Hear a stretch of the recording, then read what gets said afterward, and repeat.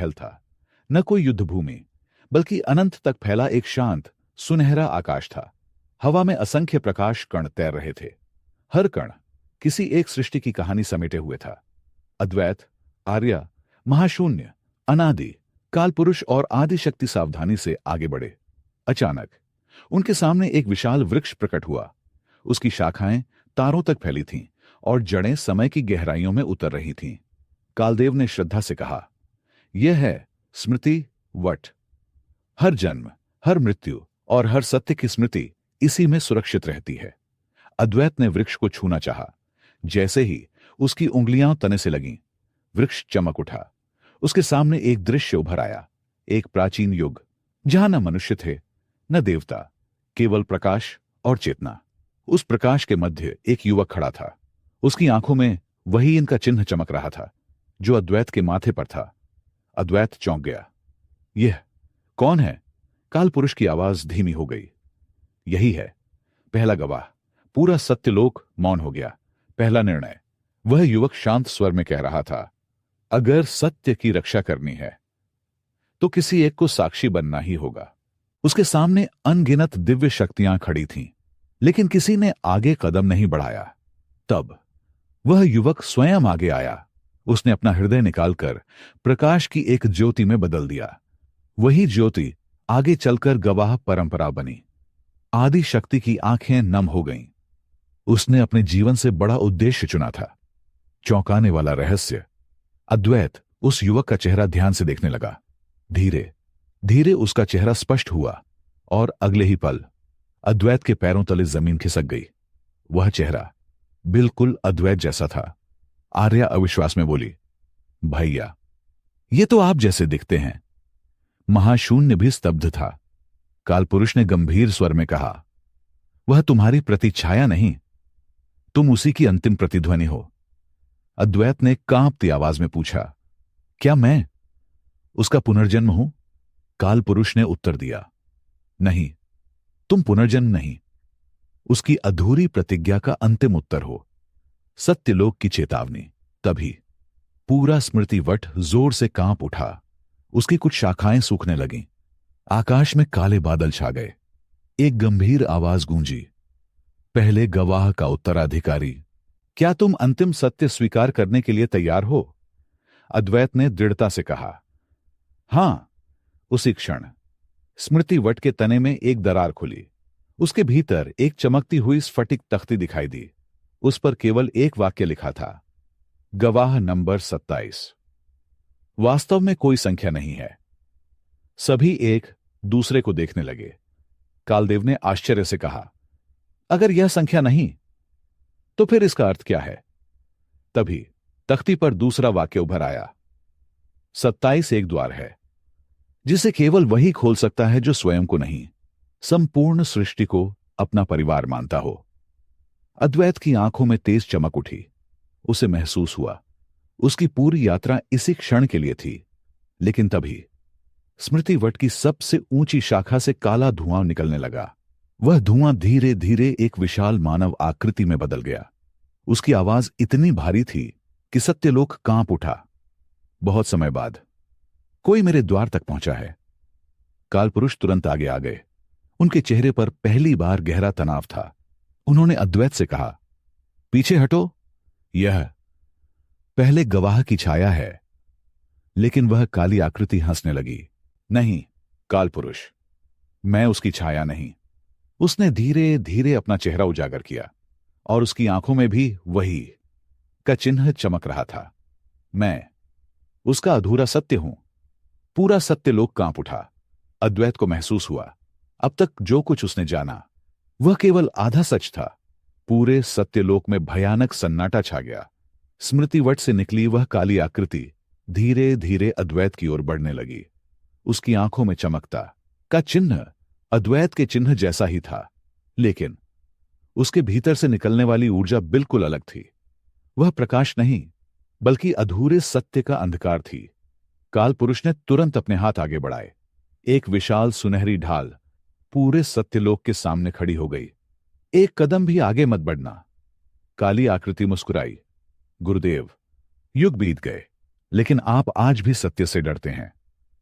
आदि शक्ति ने गंभीर स्वर में कहा, तुम्हारा अस्तित्व समाप्त हो चुका था। फिर तुम लौटे कैसे? काली आकृति ने स्मृति वट की ओर इशारा किया। जब भी कोई सत्य अधूरा छोड़ दिया जाता है, मैं जन्म लेता हूं। पहला गवाह का रहस्य। अचानक स्मृति वट की शाखाओं से हजारों सुनहरी पत्तियां गिरने लगीं। हर पत्ती एक स्मृति थी। एक पत्ती अद्वैत के सामने आकर रुकी।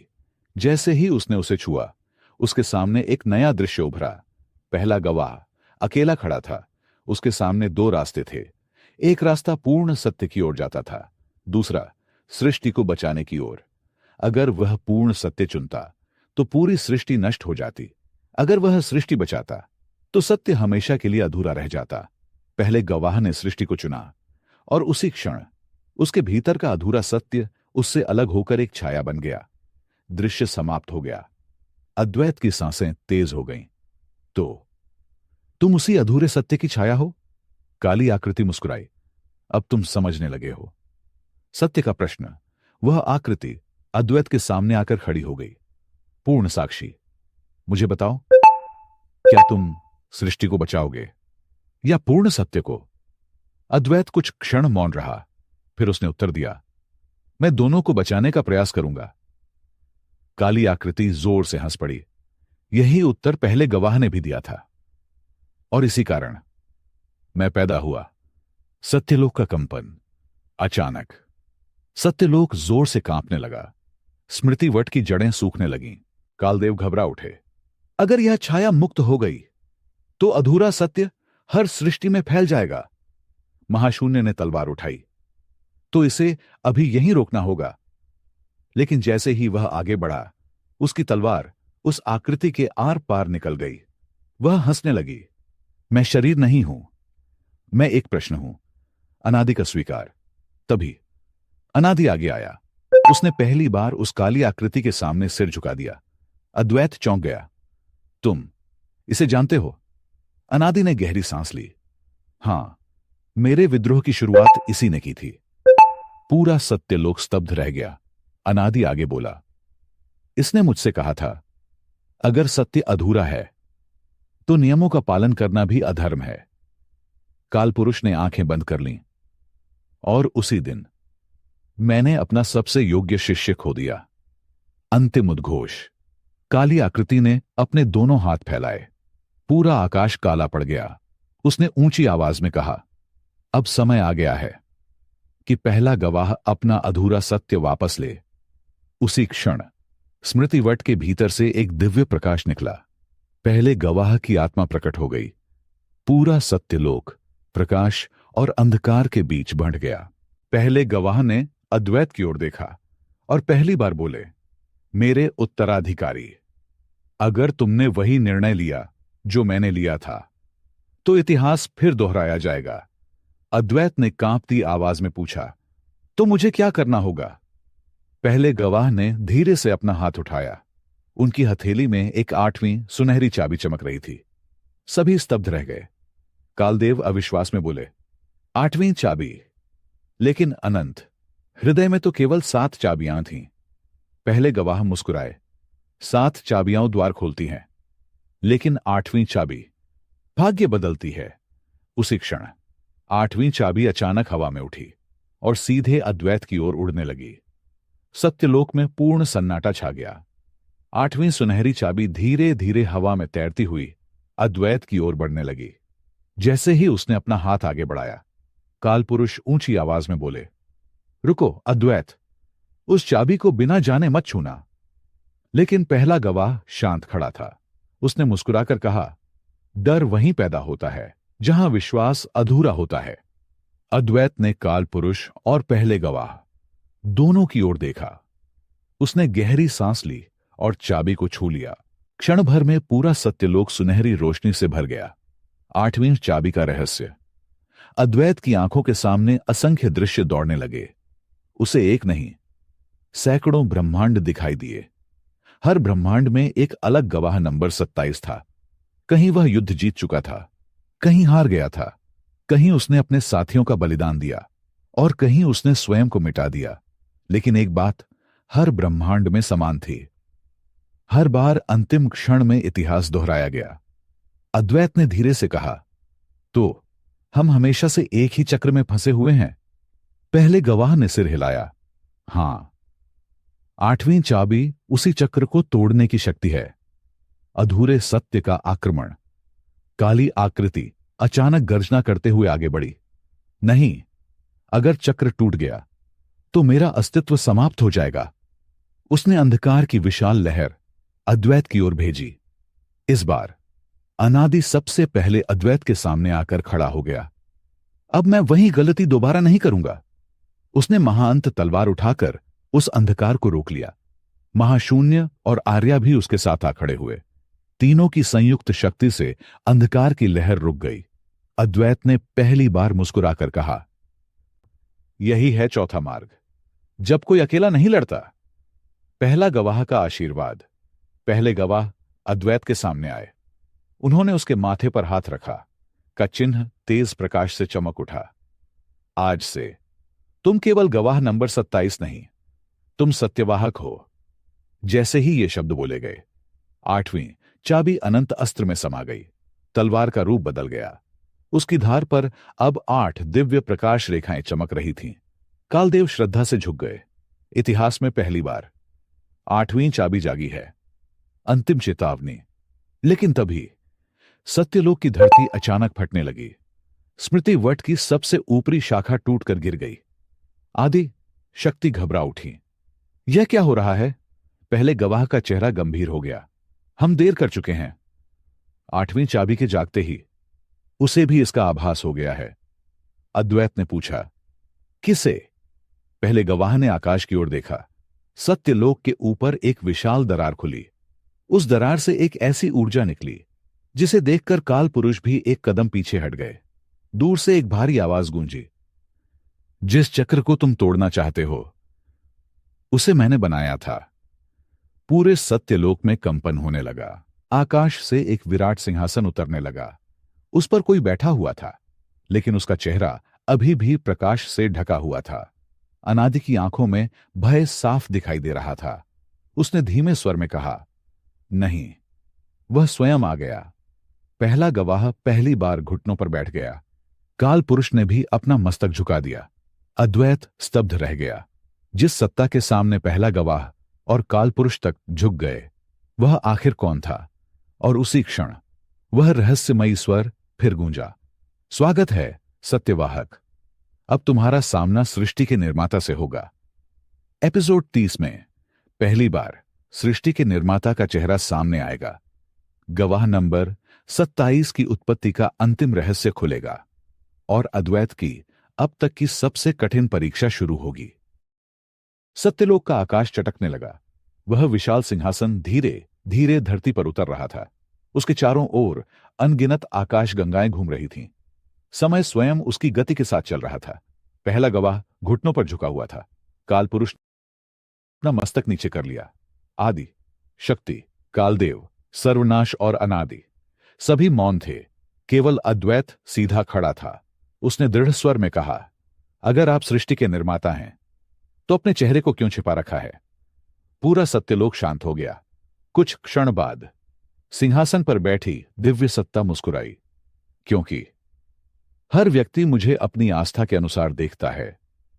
धीरे धीरे उसके चारों ओर फैला प्रकाश हटने लगा, लेकिन आश्चर्य, हर व्यक्ति को उसका चेहरा अलग दिखाई दे रहा था। आर्य को वह करुणा का स्वरूप लगा, महाशून्य को एक महान योद्धा, अनादि को अपने खोए हुए पिता, कालपुरुष को अपने गुरु, और अद्वैत को जो चेहरा दिखाई दिया उसे देखकर उसकी सांस रुक गई। वह चेहरा उसी का था। यह कैसे संभव है? दिव्य सत्ता मुस्कुराई, क्योंकि सृष्टि का निर्माता कोई एक व्यक्ति नहीं, बल्कि हर उस आत्मा का प्रतिबिंब है जो सत्य के लिए जीती है। अंतिम प्रश्न। सिंहासन से एक प्रकाश किरण निकली। उसने अद्वैत के हाथ में मौजूद अनंत अस्त्र को घेर लिया। अद्वैत, तुमने 7 चाबियां प्राप्त की। 8वीं चाबी भी जाग गई। लेकिन अब अंतिम प्रश्न बाकी है। पूरा सत्यलोक उसकी आवाज से गूंज उठा। क्या तुम ऐसी सृष्टि बनाना चाहोगे जहां कभी दुख ना हो? अद्वैत ने बिना सोचे कहा, हां। सिंहासन पर बैठी सत्ता ने हाथ उठाया। क्षण भर में एक नया संसार उसके सामने प्रकट हो गया। वहां कोई युद्ध नहीं था, कोई बीमारी नहीं, कोई मृत्यु नहीं, कोई आंसू नहीं। हर कोई मुस्कुरा रहा था। आर्या बोली, यह तो स्वर्ग है। लेकिन अद्वैत की नजर एक बच्चे पर पड़ी। वह बच्चा मुस्कुरा तो रहा था, पर उसकी आंखों में कोई सपना नहीं था। वहां किसी के भीतर संघर्ष नहीं था, न साहस, न त्याग, न प्रेम की गहराई। सब कुछ पूर्ण था, लेकिन जीवंत नहीं। निर्माता का रहस्य। दिव्य सत्ता ने पूछा, क्या यही संसार चाहिए? अद्वैत कुछ देर मौन रहा। फिर उसने धीरे से कहा, नहीं। पूरा सत्यलोक स्तब्ध रह गया। दुहक बुरा है, लेकिन दुहक से लड़ने का साहस ही इंसान को महान बनाता है। अगर संघर्ष ही समाप्त हो जाए तो विकास भी समाप्त हो जाएगा। पहला गवाह मुस्कुराया। काल पुरुष की आंखों में गर्व था। अनादि पहली बार अद्वैत को सम्मान से देखने लगा। अंतिम चेतावनी। सृष्टि के निर्माता सिंहासन से उठ खड़े हुए। उनकी आवाज पहले से अधिक गंभीर थी। तुमने सही उत्तर दिया, लेकिन एक समस्या अब भी बाकी है। उन्होंने अपनी हथेली आगे बढ़ाई। उसमें एक प्राचीन टूटा हुआ चक्र दिखाई दिया। यह समय का मूल चक्र है। कालदेव कांप उठे। असंभव! यह तो युगों पहले नष्ट हो गया था। निर्माता बोले, नहीं, यह नष्ट नहीं हुआ। इसे किसी ने चुराया था। अद्वैत ने पूछा, किसने? निर्माता ने सीधे उसकी आंखों में देखा और जो उत्तर दिया उसे सुनकर पूरा सत्यलोक सन्न रह गया। चुराने वाला तुम ही थे। अद्वैत एक कदम पीछे हट गया। लेकिन मैंने तो कभी। निर्माता ने बात पूरी की। इस जन्म में नहीं, उस जन्म में, जब तुम पहले गवाह थे। पूरा सत्यलोक हिल उठा और उसी क्षण अद्वैत के भीतर दबी हुई एक प्राचीन स्मृति जागने लगी। उसकी आंखों के सामने अंधेरा छा गया। उसे याद आने लगा वह रात जब उसने स्वयं समय का मूल चक्र अपने हाथों से छिपाया था। लेकिन उसने ऐसा क्यों किया? सृष्टि के निर्माता के शब्द पूरे सत्यलोक में गूंज रहे थे। समय का मूल चक्र तुमने ही छिपाया था। अद्वैत स्तब्ध खड़ा था। उसके सिर में तेज दर्द उठने लगा। अचानक उसकी आंखों के सामने सुनहरी और काली रोशनी घूमने लगी। अनंत अस्त्र उसके हाथ से छूटकर जमीन पर गिर गया। धाम! धरती कांप उठी। आर्या दौड़कर उसके पास पहुंची। भैया! लेकिन अद्वैत किसी और ही दुनिया में पहुंच चुका था। एक प्राचीन स्मृति।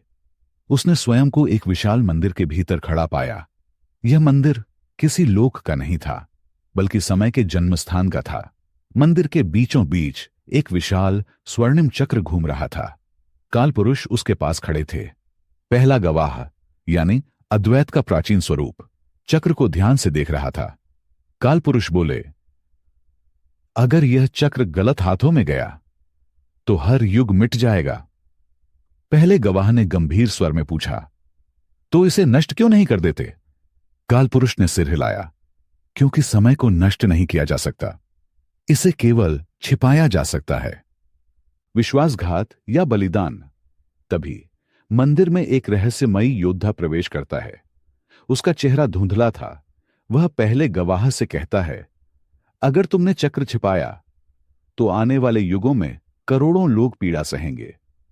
पहले गवाह की आंखें भर आईं। लेकिन अगर मैंने ऐसा नहीं किया तो पूरी सृष्टि अभी समाप्त हो जाएगी। उसने भारी मन से समय का मूल चक्र उठाया, फिर अपनी शक्ति से उसे 27 टुकड़ों में बांट दिया। हर टुकड़ा अलग अलग समय रेखा में छिपा दिया गया। दृश्य समाप्त हो गया। वर्तमान में वापसी। अद्वैत की आंखें खुलीं। उसकी सांसें तेज थीं। अब मुझे सब याद आ गया। सभी उसकी ओर देखने लगे। अद्वैत बोला, मैंने चक्र चोरी नहीं किया था, मैंने उसे बचाया था। सृष्टि के निर्माता ने शांत स्वर में कहा, सही कहा, लेकिन उस निर्णय की कीमत भी तुम्हें ही चुकानी थी। 27 का वास्तविक अर्थ। पहले गवाह आगे आए। उन्होंने अपनी हथेली खोली। उसमें समय के चक्र का एक छोटा सा स्वर्णिम टुकड़ा चमक रहा था। गवाह नंबर 27। किसी व्यक्ति का नाम नहीं है, उन्होंने वह टुकड़ा अद्वैत को सौंप दिया। यह उन 27 रक्षकों की अंतिम शपथ है, जय, जिन्होंने समय के चक्र के 27 टुकड़ों की रक्षा की। कालदेव की आंखें फैल गईं। तो हर युग में एक नया गवाह इसलिए चुना जाता था, आदिशक्ति ने कहा। और अद्वैत 0.27वां और अंतिम रक्षक है। नया संकट। तभी सत्यलोक अचानक कांपने लगा। आकाश में 27 सुनहरी किरणें दिखाई दीं, लेकिन उनमें से 26 किरणें धीरे धीरे बुझने लगीं। केवल एक किरण बची। कालपुरुष घबरा उठे। नहीं, कोई 27 रक्षकों की शक्तियां छीन रहा है। अचानक दूर आकाश में एक काला द्वार खुला। उसमें से एक गूंजती हुई हंसी सुनाई दी। इतने वर्षों तक तुमने चक्र छिपाकर रखा, अब मैं उसके सभी 27 टुकड़े वापस ले जाऊंगा। अद्वैत ने तलवार उठा ली। कौन हो तुम? काले द्वार से एक हाथ बाहर आया। उस हाथ में पहले से ही समय चक्र का एक टुकड़ा था, और वह आवाज फिर गूंजी। मैं वह हूं जो समय के जन्म से भी पहले था। पूरा सत्यलोक भय से कांप उठा। सृष्टि के निर्माता पहली बार गंभीर नहीं, बल्कि चिंतित दिखाई दिए। उन्होंने धीमे स्वर में कहा, वह लौट आया, कालभक्षक। और उसी क्षण काला द्वार पूरी तरह खुल गया। काला द्वार पूरी तरह खुल चुका था। उसके भीतर से निकलती ऊर्जा इतनी भयावह थी कि सत्यलोक की भूमि दरकने लगी। आकाश में चमकते तारे एक एक करके बुझने लगे। सृष्टि के निर्माता ने पहली बार अपना दिव्य अस्त्र हाथ में लिया। कालपुरुष, आदि शक्ति, सर्वनाश और कालदेव एक साथ युद्ध मुद्रा में आ गए। अद्वैत ने महसूस किया, यह कोई साधारण शत्रु नहीं था। कालभक्षक का प्रवेश। काले धुएं के बीच से एक विशाल आकृति बाहर आई। उसका शरीर रात से भी अधिक काला था।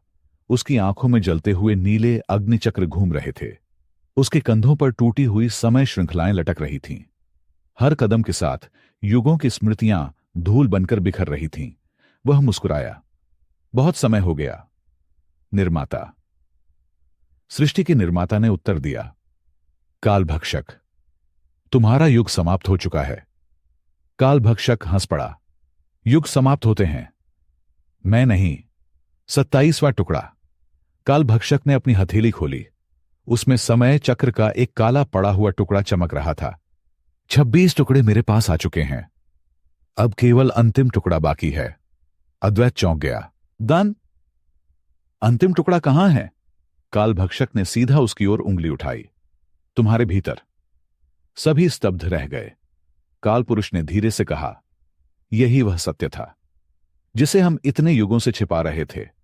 निर्माता बोले, पहले गवाह ने समय चक्र का अंतिम भाग किसी स्थान पर नहीं छिपाया था। उसने उसे अपनी आत्मा में समाहित कर लिया था। आदि शक्ति ने अद्वैत की ओर देखा, और वही आत्मा आज तुम्हारे भीतर है। असंभव निर्णय। कालभक्षक आगे बढ़ा।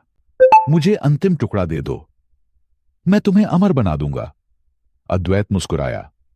अमृता बिना उद्देश्य के सबसे बड़ा अभिशाप है। अनादि उसकी बगल में आ खड़ा हुआ। महाशून्य ने अपनी तलवार उठा ली। आर्या ने दिव्य धनुष पर प्रकाश बाण चढ़ाया। पहला गवाह की आत्मा उनके पीछे खड़ी हो गई। काल पुरुष ने घोषणा की, आज से यह युद्ध किसी एक का नहीं, यह सभी युगों के रक्षकों का युद्ध है। उसी क्षण आकाश में 27 सुनहरी प्रकाश स्तंभ प्रकट हुए। उनमें से हर स्तंभ से एक प्राचीन रक्षक की आत्मा प्रकट हुई। सभी ने एक साथ अद्वैत की ओर देखकर कहा, 27वें गवाह, हमारी अधूरी शपथ पूरी करो। युद्ध की शुरुआत। अद्वैत ने अनंत अस्त्र को दोनों हाथों से पकड़ लिया। 8 चाबियां एक साथ चमक उठीं। उसके शरीर से सुनहरी ऊर्जा का विशाल विस्फोट हुआ। काल भक्षक ने भी अपनी शक्ति प्रकट की। उसके पीछे अनंत अंधकार का समुद्र उमड़ पड़ा। दोनों सेनाएं आमने सामने थीं। एक ओर प्रकाश, स्मृति और सत्य, दूसरी ओर अंधकार, विस्मरण और विनाश। काल भक्षक गर्जा, आज या तो समय बचेगा या मैं। अद्वैत ने दृढ़ स्वर में उत्तर दिया, नहीं, आज सत्य जीतेगा। दोनों ने एक साथ पहला कदम आगे बढ़ाया। उनके अस्त्र टकराने ही वाले थे कि अचानक समय पूरी तरह रुक गया। सब कुछ स्थिर हो गया। केवल एक छोटी बच्ची धीरे धीरे दोनों के बीच चलकर आई। उसके हाथ में एक सफेद कमल था। वह मुस्कुराकर अद्वैत से बोली, क्या तुमने मुझे पहचान लिया?